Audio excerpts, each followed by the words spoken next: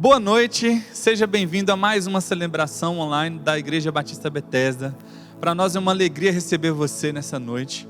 Entregue o seu coração, neste momento coloca a sua vida diante de Deus, diante do altar de Deus, para buscá-lo com sinceridade, com verdade. Aproveite esse momento para compartilhar nas suas redes sociais, o link da mensagem de agora, desse culto. Curta, se inscreva nos nossos canais, se possível no Facebook, crie uma sala de vídeo para compartilhar com seus amigos. Vamos nos envolver e compartilhar essa mensagem de vida e de salvação. Sejam muito bem-vindos e vamos celebrar a Deus, vamos louvar a Deus.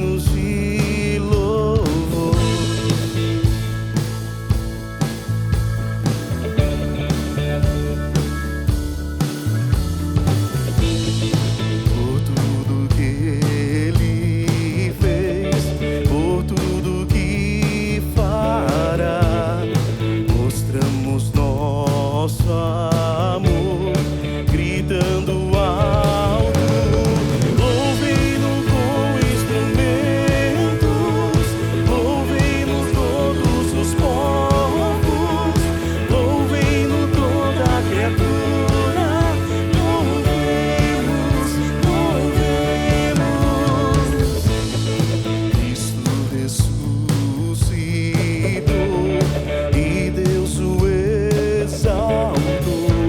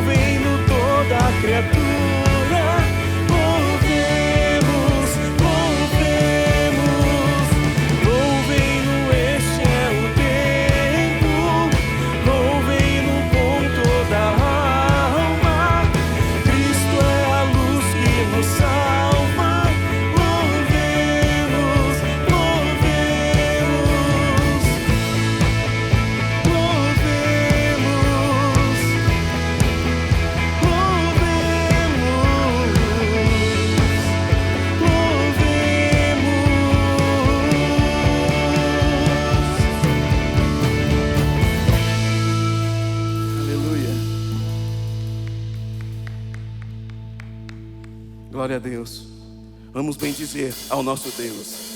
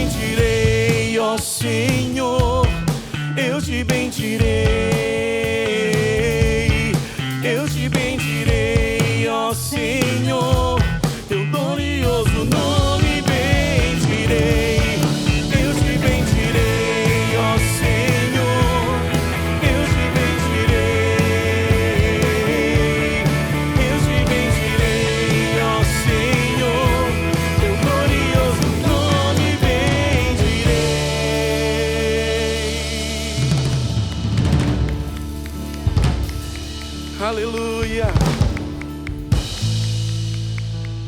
Louvado seja o nome do nosso Deus.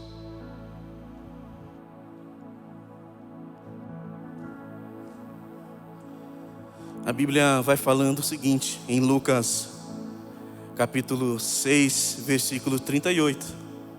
Deem, e será dado a vocês uma boa medida, calcada, sacudida e transbordante, será dada a vocês. Pois a medida que usarem, também será usada para medir vocês.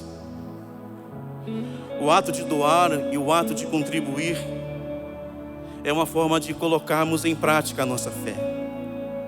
Quem doa o seu dinheiro ou o seu tempo ajuda as pessoas e mostra o seu amor ao Senhor. A doação, na verdade, ela é uma forma de servir a Deus e as pessoas que estão à nossa volta. Então vamos participar deste momento.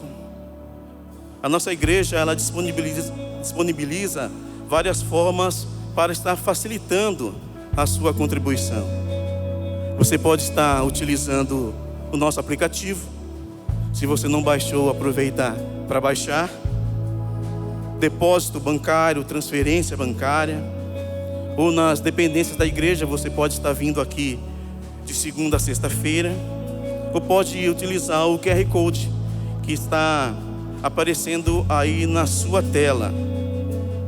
Durante essa canção que a gente vai cantar, você pode estar fazendo a sua contribuição. Deus abençoe.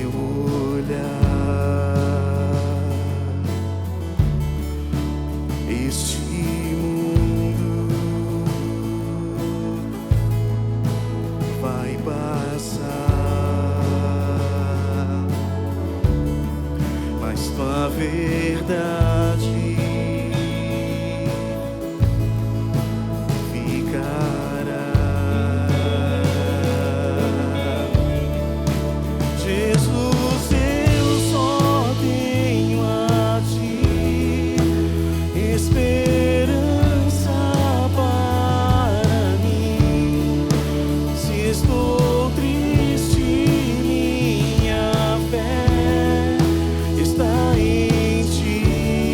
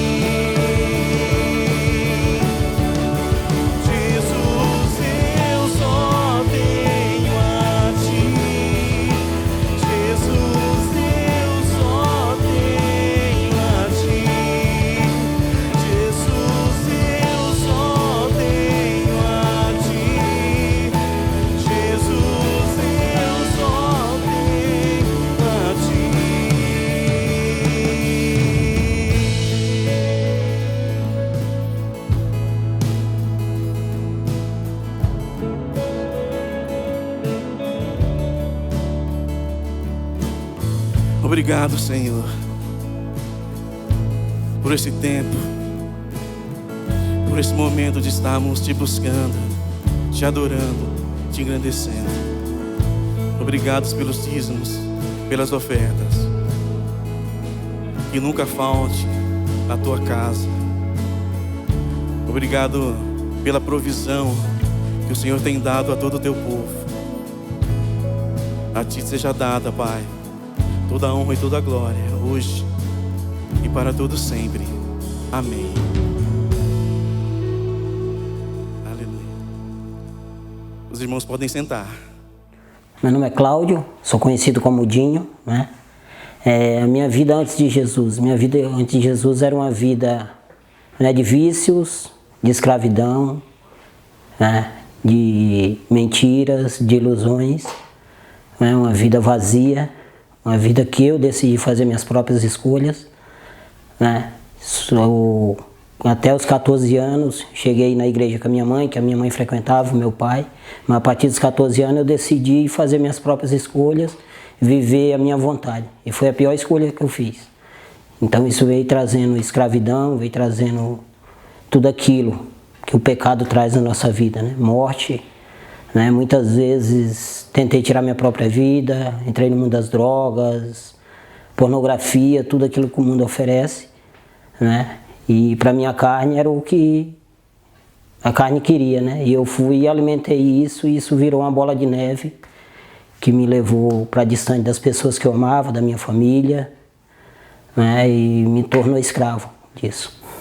Então, eu conheci Jesus, eu creio que através das orações da minha mãe nunca desistiu de mim, muitas vezes chegava em casa muito louco, drogado, tudo, e deitava na sala, na casa da minha mãe, onde eu morava, e fazia de conta que estava dormindo, e ela vinha, se ajoelhava do meu lado, e ficava orando ali, chorando, e eu não tinha coragem de abrir os olhos para olhar para ela, né?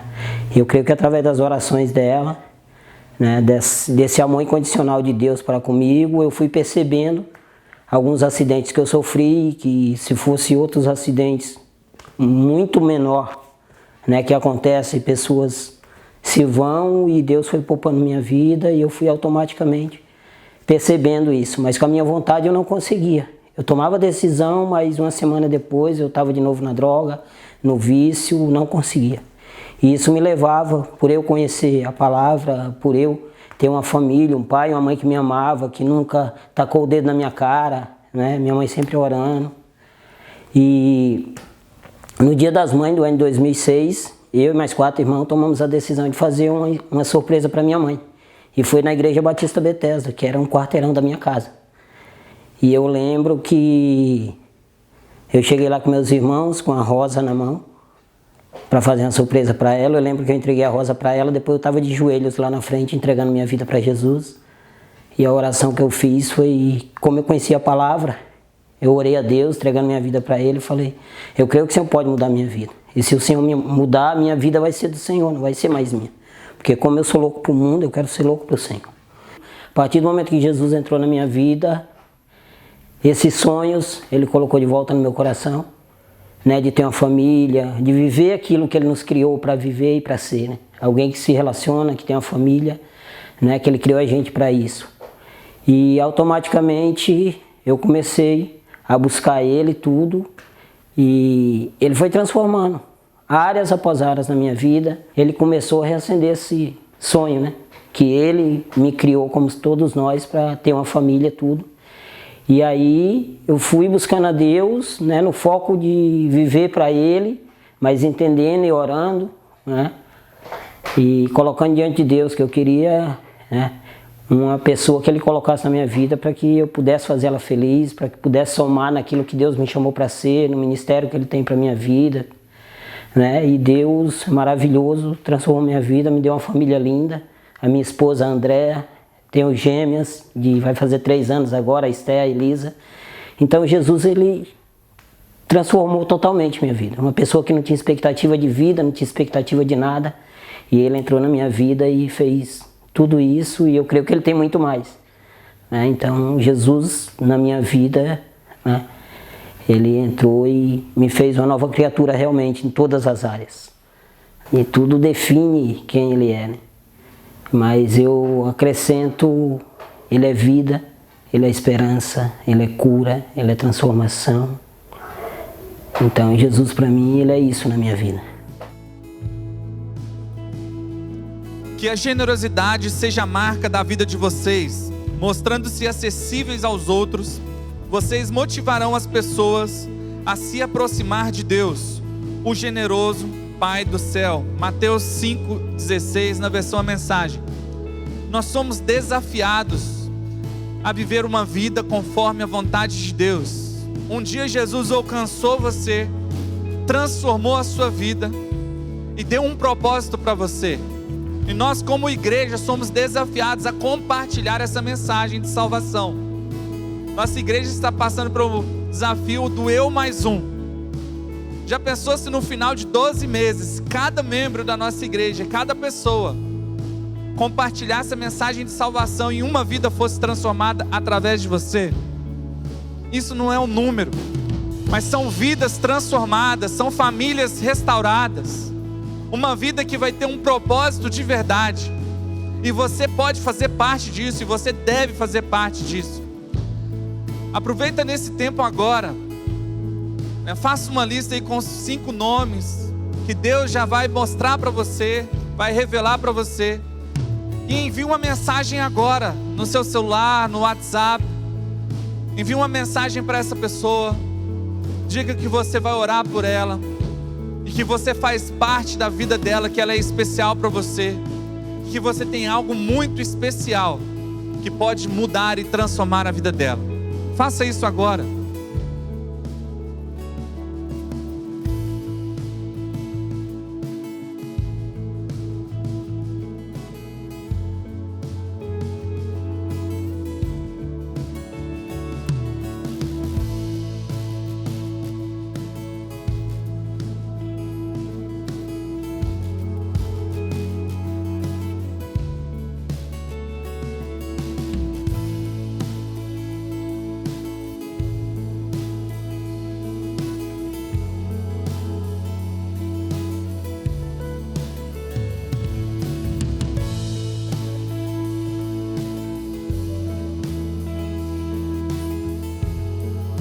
Senhor, obrigado pela oportunidade que nós temos de fazer parte da sua obra redentora, da sua obra de salvação neste mundo. Obrigado, Deus, pelas pessoas, Deus, que o Senhor coloca ao nosso redor e que nós podemos compartilhar a mensagem de salvação, o seu amor para essas pessoas. Usa, Senhor, a nossa vida, usa, Senhor, a minha vida, usa, Senhor, a Igreja Batista Betesda, que nesse tempo tão difícil que estamos passando, pessoas possam ser alcançadas, vidas possam ser transformadas, famílias possam ser restauradas, em nome de Jesus, em nome de Jesus. Nesse próximo sábado nós teremos também o drive-thru, onde você vai ter oportunidade de retirar os elementos para a ceia, será servida no domingo com a sua família. Venha, é importante que você, como membro da Igreja Batista Betesda, faça parte, venha aqui, nós iremos orar juntos com vocês também, respeitando todos os protocolos de segurança. Mas faça parte, será das 10 ao meio-dia e das 13h30 até as 16h30. Nós, como igreja, temos que celebrar e lembrar o momento em que Deus nos deu a oportunidade de ser família. Faça parte você também. Espero você. Vai morar no jardim, vai morar no jardim. Eu tô indo ali, eu tô indo ali, porque se eu falar que eu tô indo lá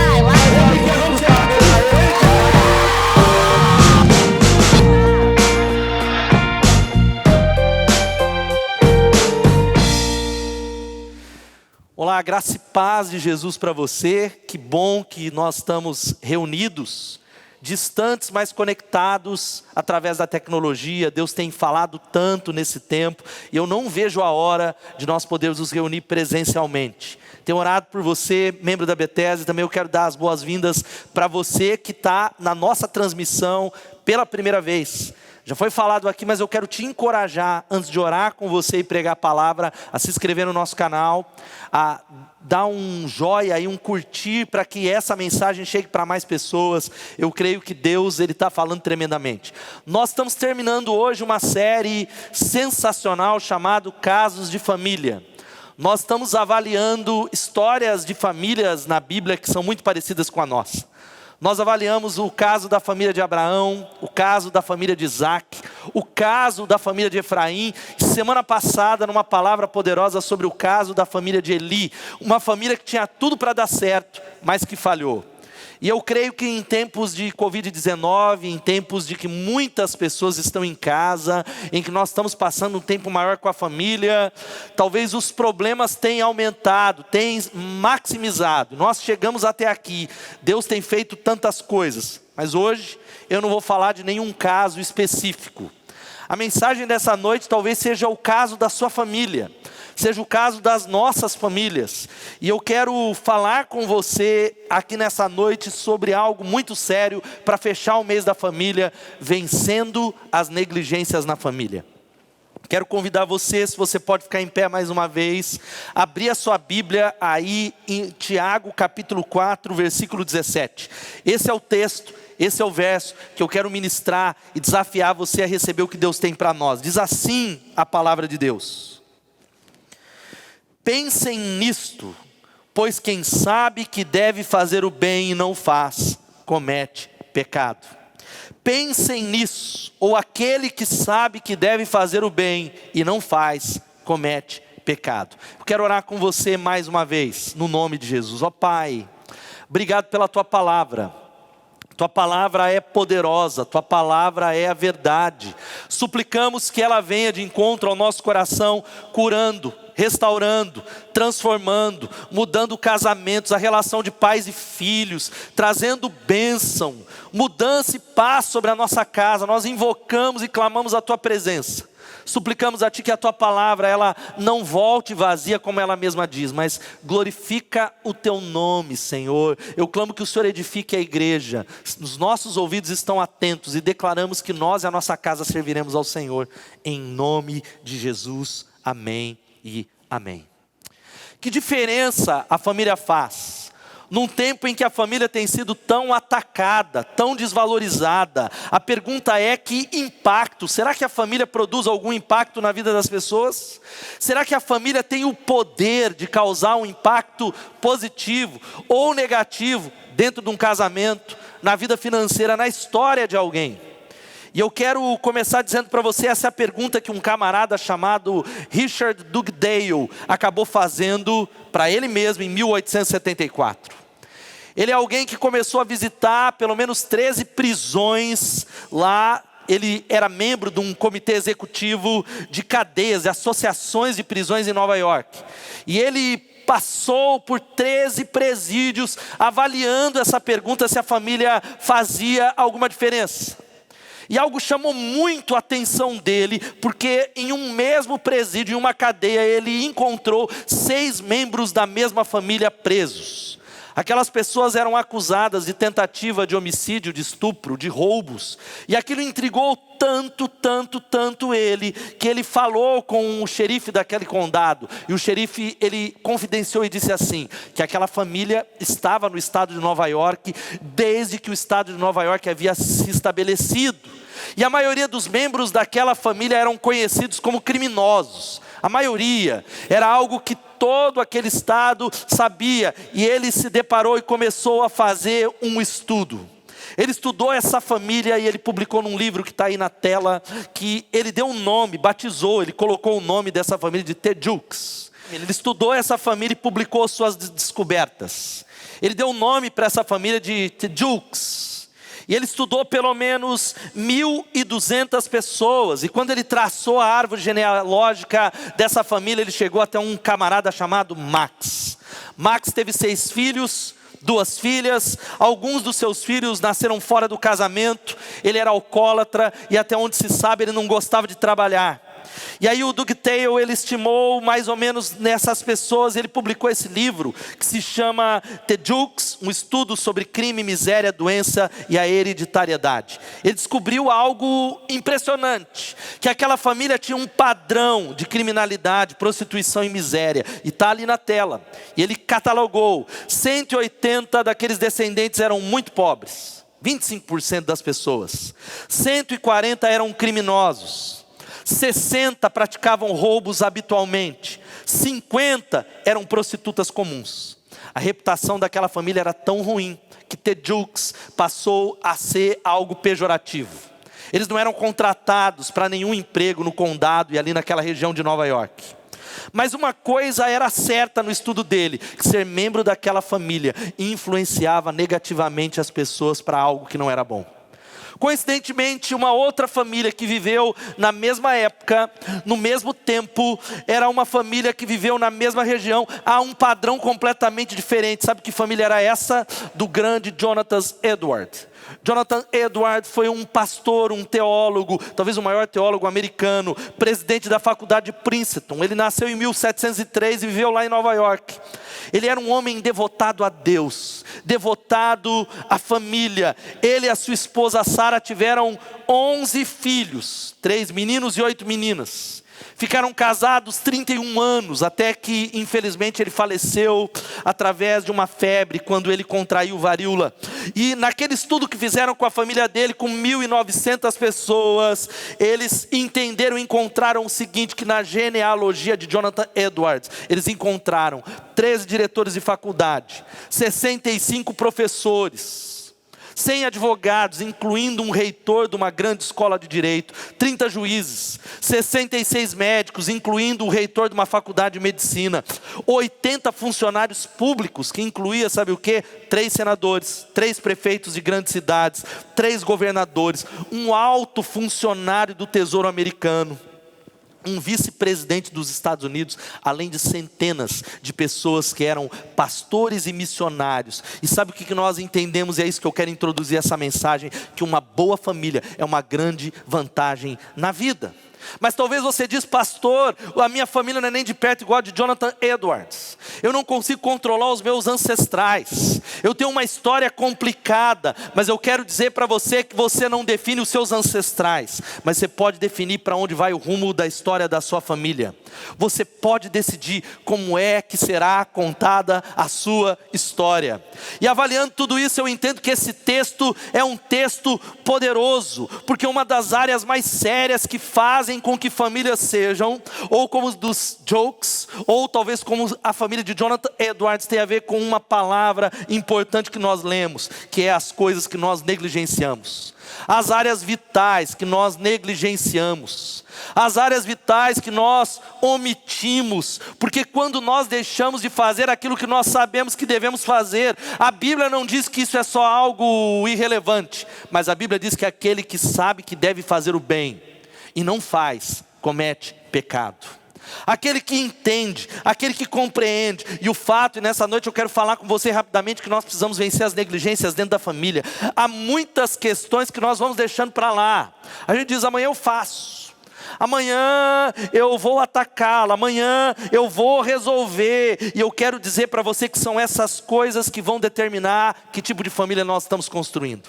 São essas coisas, porque eu tenho conversado com pessoas que dizem assim, meu casamento acabou, mas eu não fiz nada. A minha família não prosperou, e pastor, eu não fiz nada de errado, eu sou um bom pai, eu sou um discípulo de Jesus. E talvez o que a Bíblia está nos dizendo, que a grande questão é exatamente essa. Você não fez nada, mas tem a ver com aquilo que nós deixamos de fazer. As nossas omissões destroem a família. O plano de Deus é que nós devemos funcionar naquilo que é certo. Não é só deixar de fazer aquilo que é mal, mas é a ausência de fazer aquilo que é certo. O fato é que boas intenções não são suficientes para evitar a maldição dentro da família. Boas intenções não são suficientes para evitar o final de um casamento. Boas intenções não é o que fazemos, mas o que deixamos de fazer. E nessa noite eu quero pensar com você sobre 4 áreas de negligências que são necessárias para que possamos vencê-las, para que a nossa família seja um sucesso. A primeira, sabe qual que é a primeira área de negligência? Negligência espiritual. Negligência espiritual. E o que eu estou aqui colocando, e a Bíblia é muito clara em dizer, pensem nisso, pois quem sabe que deve fazer e não faz, comete pecado.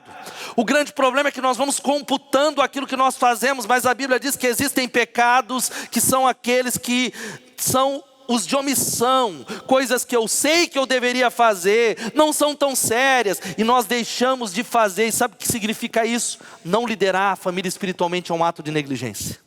Não liderar, quando nós deixamos para os filhos, ou talvez eu vejo maridos deixando para as esposas a responsabilidade do culto doméstico, de erguer a bandeira, de erguer a devoção dentro da casa, de uma vida dedicada ao altar de Deus. Eu quero dizer que o vento quer soprar, trazendo restauração para renovar a nossa vida, mas essa é a coluna que precisamos estabelecer.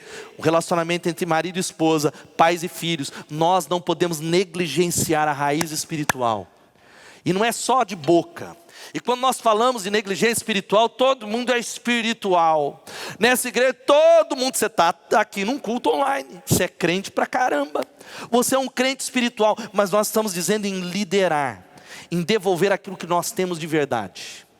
E negligência espiritual significa que eu não transmito sobre a minha esposa, eu não transmito sobre os meus filhos uma experiência pessoal com a palavra de Deus, uma experiência pessoal de jejum, de oração, de conhecimento de Deus, de andar em santidade, em perseverança, porque nenhum ministério, isso eu estou colocando ministério não só dentro da igreja, você pode ter o maior sucesso na sua profissão, nenhum ministério, nenhum projeto, por mais extraordinário que seja, pode justificar o desastre de uma família.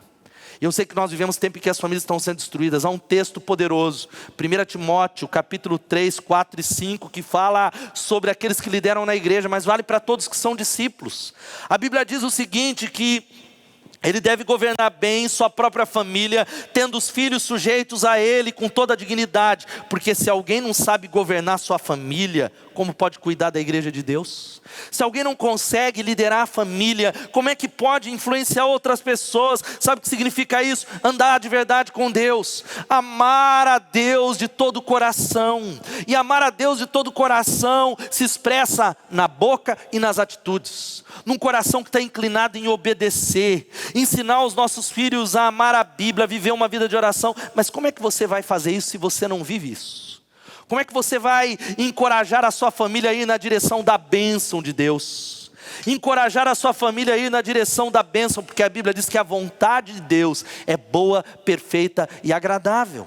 É na vontade de Deus que há sucesso, é na vontade de Deus que há plenitude, que há paz, e liderança é baseada em modelo. Deus quer que nós venhamos a conduzir os nossos filhos pelo melhor caminho. Mas eu tenho visto discípulos que trazem sim os filhos para a igreja, são da célula, mas não vivem uma experiência profunda, uma experiência. E a pergunta que eu faço para você é: você tem alguma história para contar? Qual é a história que você tem para contar de provisão, da sua caminhada com Deus, de respostas de oração? O fato é que um dia nós iremos prestar contas. Não é sobre o dinheiro que a gente tem no banco, não é se nós quitamos a nossa casa, não é se deixamos a nossa casa, os nossos filhos, a nossa esposa, talvez com uma herança. Mas se nós conduzimos a nossa família diante de Deus, se eles foram conduzidos na direção de Deus, e a gente precisa ter um pacto aqui. Eu encorajo você, e isso eu tenho colocado no meu coração, de que nós vamos deixar tudo de lado, e tudo é tudo. É talvez o projeto de ter sucesso na minha carreira, se algo na família não estiver indo bem, se algo no casamento não estiver indo bem. Eu preciso parar tudo, e parar não é abandonar ministério e sair do trabalho, é parar, é avaliar. Há uma responsabilidade de ensinar para os nossos filhos, não é religião, não é uma religiosidade, mas é um zelo por Deus. O texto que a Eloane ministrou na semana passada é algo que a gente precisa trazer novamente. Deuteronômio capítulo 6, de 5 a 9, que Deus deu uma ordem clara, e eu estou enfatizando, porque Deus está falando com a igreja para os pais. Quem ensina a Bíblia para os pais não é o Zoe Kids. Quem ensina a Bíblia quem ensina a Bíblia para os filhos não é o Zoe, são os pais. Essa é a tarefa. Olha ali o texto que você já conhece, deveria memorizá-lo, que diz assim: ensine-as com persistência a seus filhos. Persevere, não desista, ensine a palavra, converse sobre ela quando estiver sentado em casa, quando estiver andando pelo caminho, quando se deitar, quando se levantar. Amarre-as como um sinal nos braços e prenda-as na testa. Escreva nos batentes das portas da sua casa e os seus portões. Deus deu uma ordem clara. Sabe o que isso significa? Qual é o nível da sua conversa dentro da sua casa? Será que o nível do bate-papo, isso não vale só para quem é pai, vale para jovens cristãos, vale para adolescentes, vale para aqueles que são solteiros? Qual é o nível da fala dentro da sua casa? A nossa boca precisa estar cheia da palavra de Deus. Nós precisamos liderar a nossa família. É talvez o exemplo, talvez de uma palavra que valeria mais um caso de família do grande rei Davi. Um homem segundo o coração de Deus, mas que teve a sua família destruída por causa da sua omissão, por causa do seu silêncio, porque ele não soube colocar limites, ele não soube dizer não. Ele foi julgado por isso por Deus. Ele quase perde o reino novamente. Ele tem filhos que são mortos, assassinados. Por isso, a negligência espiritual não tem a ver com aquilo que, mas pastor, eu tenho feito. Mas muitas coisas que nós precisamos restaurar o altar de Deus. Não negligenciar mais no nome de Jesus. Uma segunda área de negligência, sabe qual é? Negligência emocional. Segunda área, sabe o que isso significa? É a questão de como vai o coração dentro do lar. Como é que vai a questão da apreciação dentro da nossa casa? Será que nós somos pais que reconhecemos o valor dos nossos filhos e ressaltamos isso no nome de Jesus? Afirmamos, profetizamos. Será que nós somos maridos que conseguimos afirmar o valor das nossas esposas com palavras, com uma cultura de bênção? Será que nós somos mães, mulheres que conseguimos reafirmar, afirmar, ou talvez entender o que vai dentro do coração dos nossos maridos? Ou é uma área que talvez você diz assim, eu nem sabia disso, pastor, que isso era algo importante? Eu estou lá, cada um com seus problemas, eu vou querer entrar dentro da minha esposa, porque pastor, o fato é que não dá para conhecer as mulheres. E talvez eu já vi isso, não sei se era uma charge, um livro que dizia assim, né? Aprenda a conhecer as mulheres, um livro com quase 1.500 páginas, e sabe como era o livro? Tudo em branco, porque é muito difícil. Mas isso não pode ser uma justificativa para os homens que estão distantes do coração das suas esposas. Distantes fisicamente, distantes talvez daquilo que é importante para ela, aquilo que é importante para os seus filhos. Isso tem a ver com a maneira com que a gente se trata dentro de casa. Todo mês da família eu falo a mesma coisa. É gente que sabe falar com o patrão, sabe falar com o cliente, mas não sabe falar com a esposa. Mulher. Não consegue falar talvez uma palavra de amor. Homens que só querem sexo, mas não entendem que sexo começa na cozinha. Ou talvez pais que querem que seus filhos os honrem, mas que os desrespeitam. E o fato é que todos nós precisamos de afirmação, palavras de afirmação. Dizer eu te amo, obrigado, você é importante. É um outdoor que talvez você já ouviu isso. Algo que é usado muito nos alcoólicos anônimos. Adote os seus filhos antes que um traficante faça. Adote seus filhos. Traga seu filho para perto do teu coração. O ame, o conheça. Porque a grande questão, nós precisamos entender que a maior, e eu estou falando de casamento, de família, de criação de filhos. A maior sabedoria na criação de filhos é o seguinte: a tarefa dos pais é ajudar os filhos a se conhecerem, a crescerem gostando deles, a encontrarem satisfação nas suas vidas.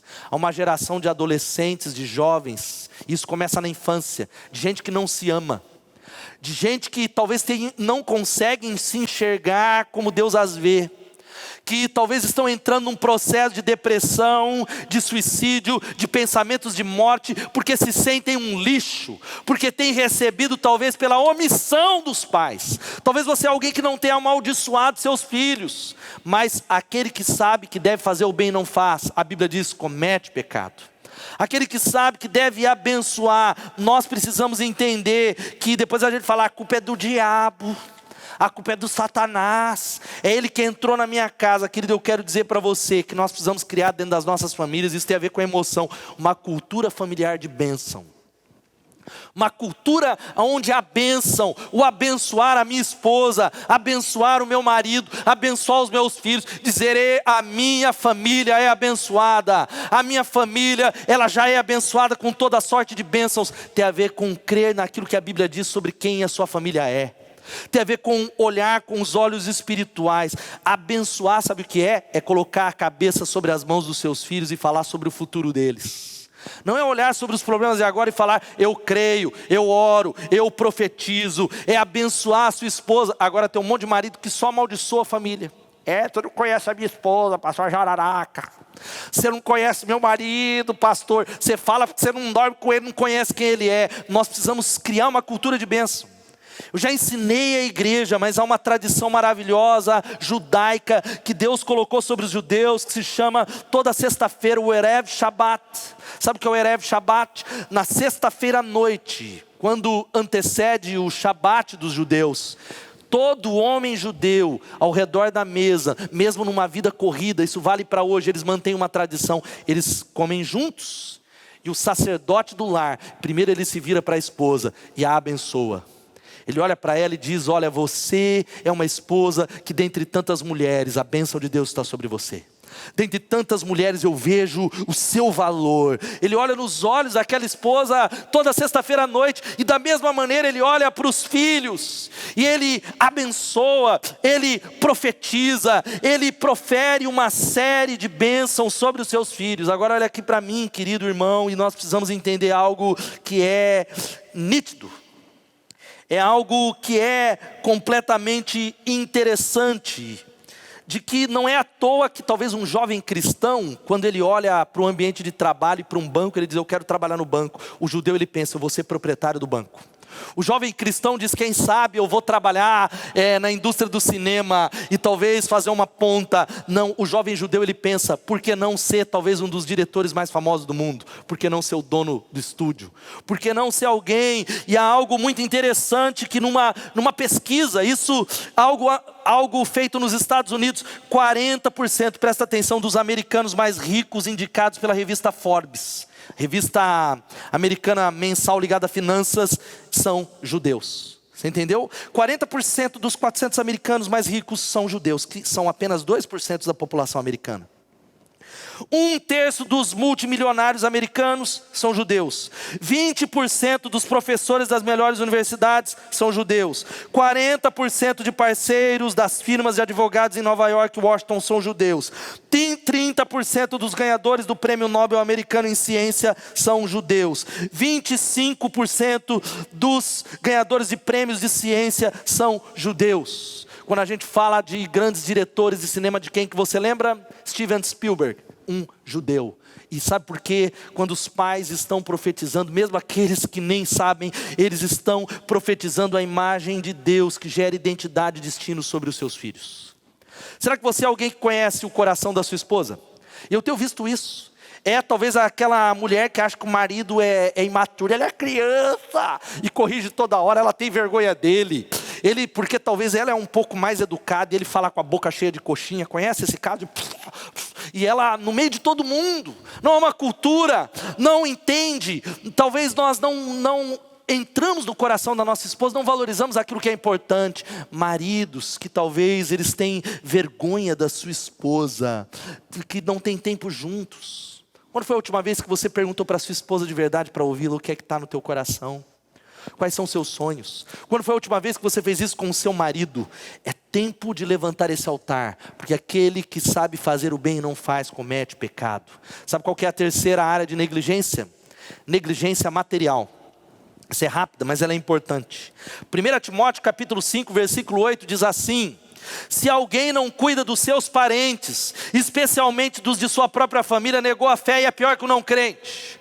Preste atenção no que a Bíblia diz. Se alguém não cuida dos parentes, e especialmente dos da sua própria família, negou a fé e é pior do que o não crente.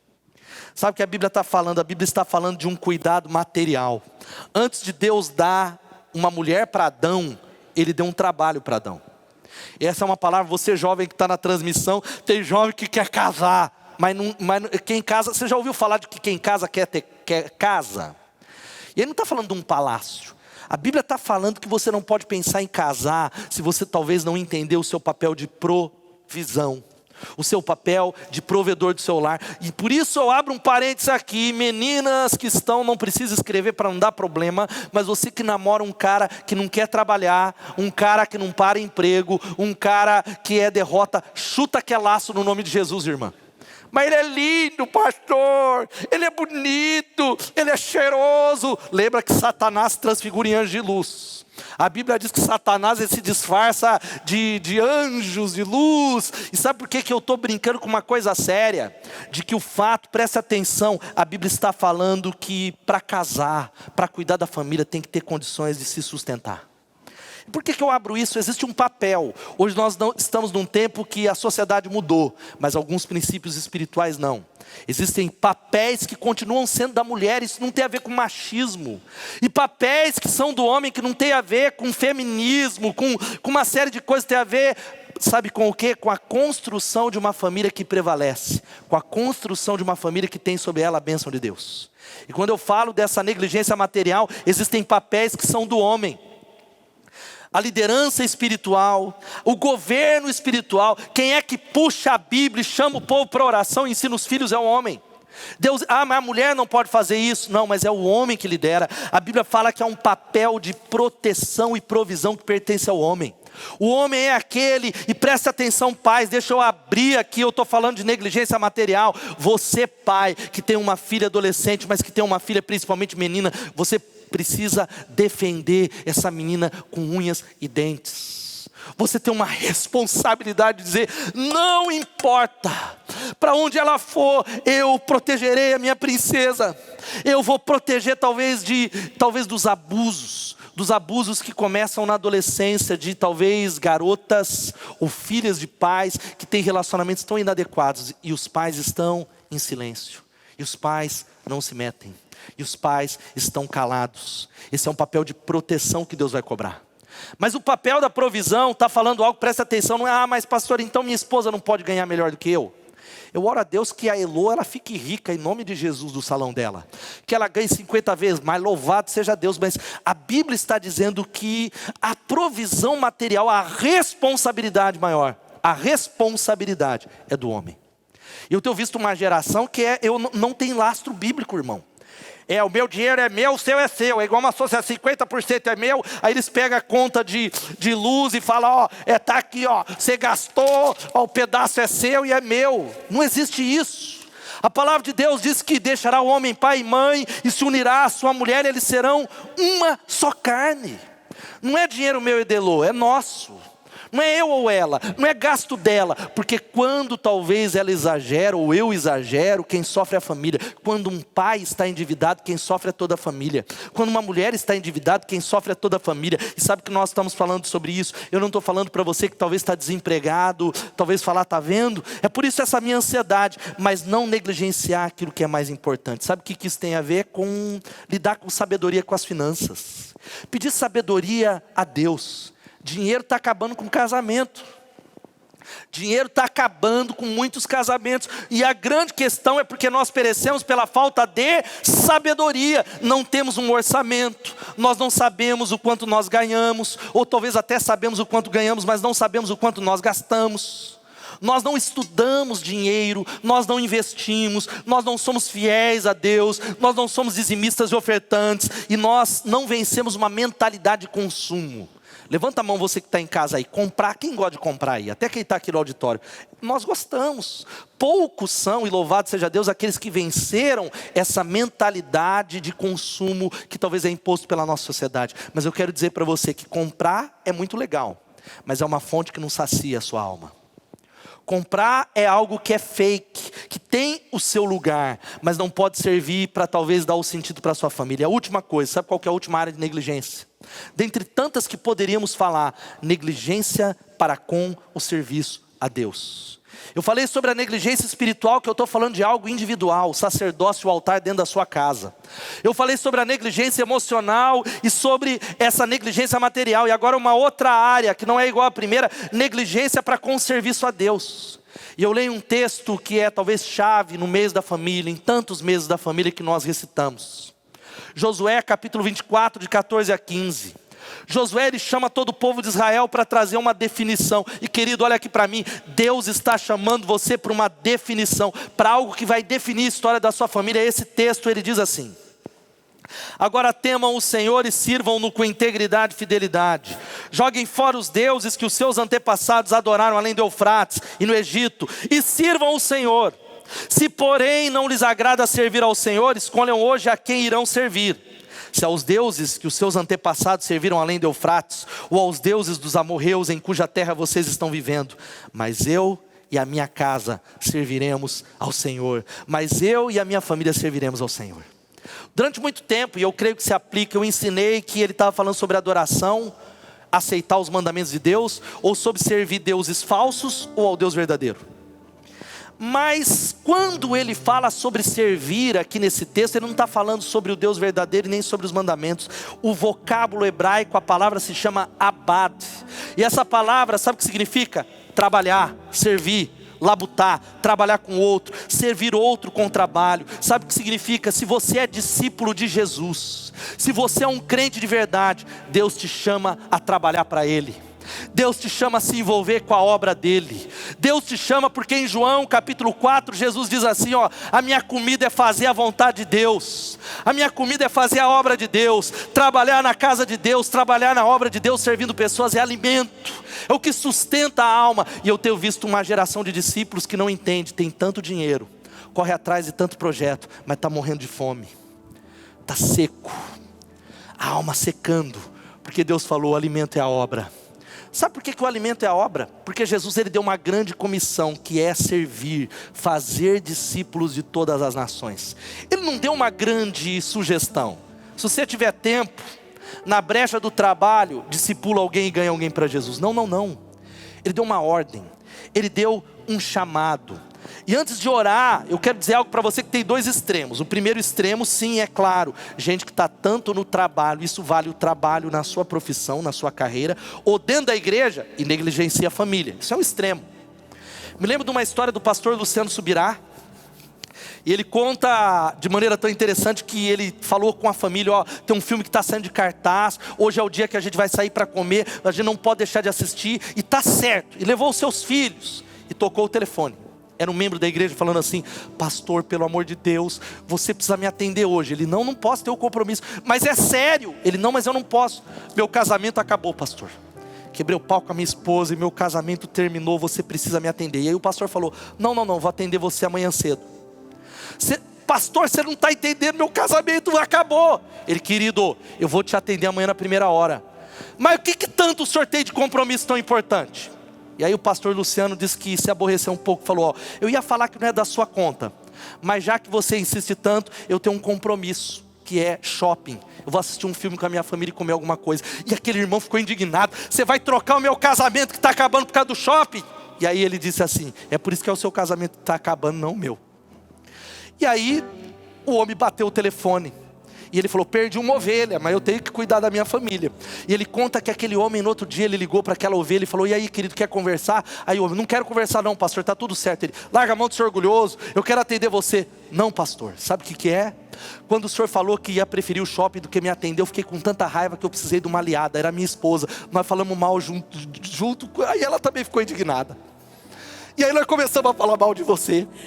E aí quando eu contei que você foi para o shopping e que era por isso que o seu casamento estava bem e o nosso não, caiu uma ficha.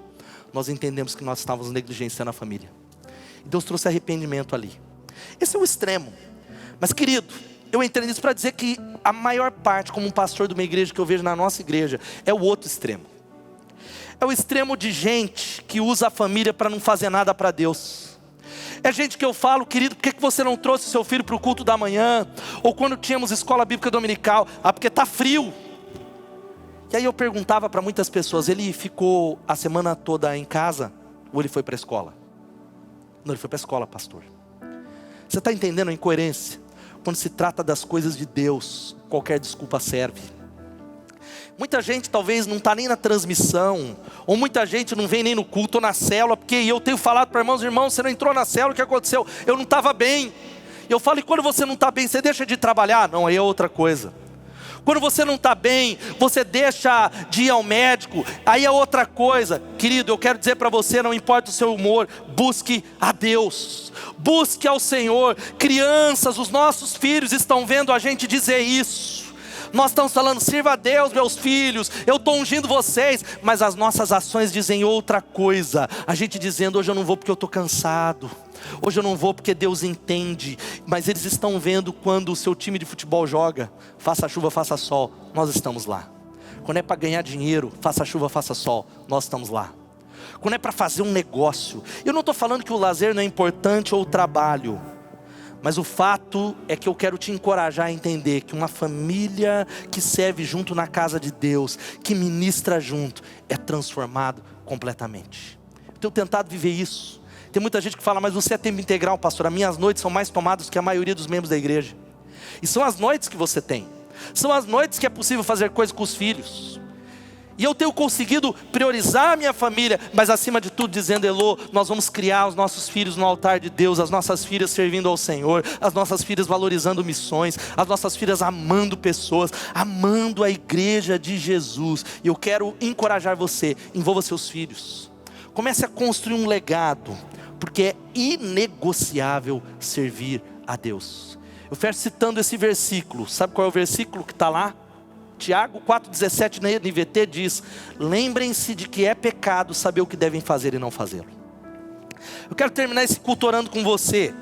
E eu desafio você, talvez você está sozinho, mas para ouvir sobre família, todos nós estamos em família, ou constituiremos família. Eu desafio você a se levantar agora e dizer, eu e a minha casa vamos servir a Deus. Eu vou vencer a negligência em nome de Jesus. Eu servirei a Deus, porque é isso que vai trazer mudança.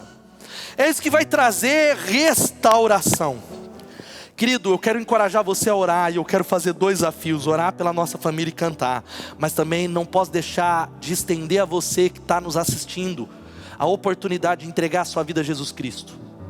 Talvez você é alguém que está tentando pular em Deus, mas não confessou Jesus como Senhor e Salvador. Você está tentando andar com Deus sem ter uma experiência com Ele. Sabe qual que é o primeiro passo? Talvez é por isso que a sua família está de cabeça para baixo. É entender que Jesus ele morreu na cruz. E o sacrifício da cruz, o sangue de Jesus, o sangue dele, a vida, a oferta da vida dele, aquilo que ele fez, o sangue dele, o evangelho, e entender que ele morreu e ressuscitou por você, é o que transforma a sua família. É entender que tudo tem a ver com ele e dizer, Deus, eu estou entregando, eu creio, eu convido que tu sejas o meu Senhor, que o teu sangue seja sobre a minha família, para que a minha família seja como a de Jonathan Edwards, não como as do The Jukes. Eu quero desafiar você, se há alguém aí que está entregando a vida a Jesus, eu encorajo você a usar o QR Code, talvez escrever aí no link que está embaixo e dizer, eu quero receber Jesus. Ore comigo, faça essa oração, simbolizando a sua decisão. Ore dizendo assim, Senhor Jesus, eu reconheço que eu estou longe de Ti, eu reconheço que estou vivendo do meu jeito, e nessa noite eu me arrependo, ó Deus, e eu quero pedir a Ti que o Senhor perdoe os meus pecados. Eu creio que Jesus ele morreu na cruz por mim, eu creio que Ele ressuscitou, eu creio que Ele está vivo, e por isso eu te convido, Jesus, para ser o meu Senhor e o meu Salvador. Toma a minha vida nas Tuas mãos, me ajuda nessa jornada, em nome de Jesus, amém e amém. Vamos orar agora pelas nossas famílias, querido. Eu quero orar terminando esse culto, e nós vamos fazer melhor. Quando você se posiciona, nós vamos cantando essa canção. E se os seus filhos estão aí, se você tem filhos, se eles são pequenos, coloque eles no colo na hora que a gente for orar, põe as mãos sobre a cabeça dele, e nós vamos terminar esse mês da família profetizando isso. Eu e a minha casa serviremos a Deus, vamos adorar Ele. Não desliga não, desconecta não, vamos adorá-lo. Aleluia.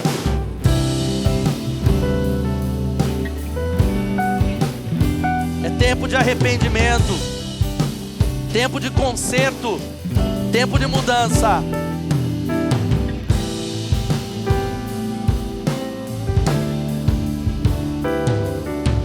Quero consagrar meu lar a Ti. Diga isso. O nosso futuro para Te servir com toda a minha força e entendimento.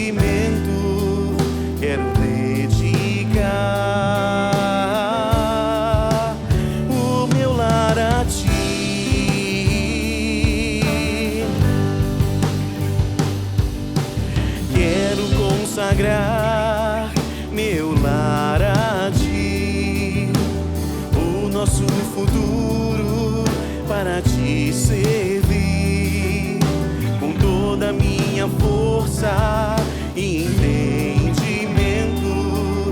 Quero dedicar o meu lar a ti. Eu e minha casa serviremos a Deus. Eu e minha casa serviremos a Deus. Eu e minha casa serviremos a Deus com alegria. Eu e minha casa serviremos a Deus. Eu e minha casa serviremos a Serviremos a Deus. Eu e minha casa serviremos a Deus com alegria. Quero desafiar você a orar nessa hora em nome de Jesus. É tempo de conserto, de arrependimento e de mudança. É tempo de clamar ao Senhor, não por aquilo que fazemos de errado, mas por aquilo que deixamos de fazer. Encorajo você a orar, colocá-los a uma promessa da palavra. Ore comigo, em nome de Jesus. Senhor, nós pedimos perdão não pelo mal que nós fazemos, ó Pai, mas pedimos perdão pelo bem que deixamos de fazer, por não encorajarmos a nossa família, pelas negligências nas mais variadas áreas. Clamamos a Ti, Espírito Santo, que o Senhor nos perdoe, que o Senhor abra os nossos olhos, que o Senhor mude a relação de pais e filhos com os pais, que o Senhor transforme casamentos nessa noite, a relação familiar entre irmãos, a relação entre cunhados, entre familiares, tios, sobrinhos, muda trazendo cura. Ó Pai, a Tua palavra diz que o Senhor se manifestaria como o sol da justiça, trazendo cura sob as Tuas asas. Cura a nossa casa, Senhor, cura os nossos casamentos, cura a nossa nação, cura a nossa cidade em nome de Jesus. Pai, casamentos que estavam a ponto do divórcio, que nessa noite o Senhor falou a razão. Eu clamo a Ti por uma transformação espiritual em nome de Jesus. Senhor, nós suplicamos a Ti que para a glória global de Deus, o Senhor levante a nossa família para servir ao Senhor. Nós declaramos juntos e profetizamos sobre os nossos filhos, dizendo que eu e a minha casa serviremos ao Senhor. É o que nós oramos no nome de Jesus. Amém e amém. Declare isso, declare em nome de Jesus. Aleluia, diga: Eu e minha casa serviremos a serviremos a Deus. Eu e minha casa serviremos a Serviremos a Deus. Eu e minha casa serviremos a Deus com alegria. Aleluia, declaramos isso. Aleluia. Eu e minha casa serviremos a Para todos sempre serviremos. Eu e minha casa serviremos a Serviremos a Deus. Eu e minha casa serviremos a Deus com alegria. Santo, santo, santo. Será abençoada Creia nisso. minha descendência, frutificará a sua presença como um bom perfume. Seus filhos irão perfumar todas as nações. Eu e minha casa serviremos a Deus. Eu e minha casa serviremos a Deus. Eu e minha casa serviremos a Deus com alegria. Eu e minha casa serviremos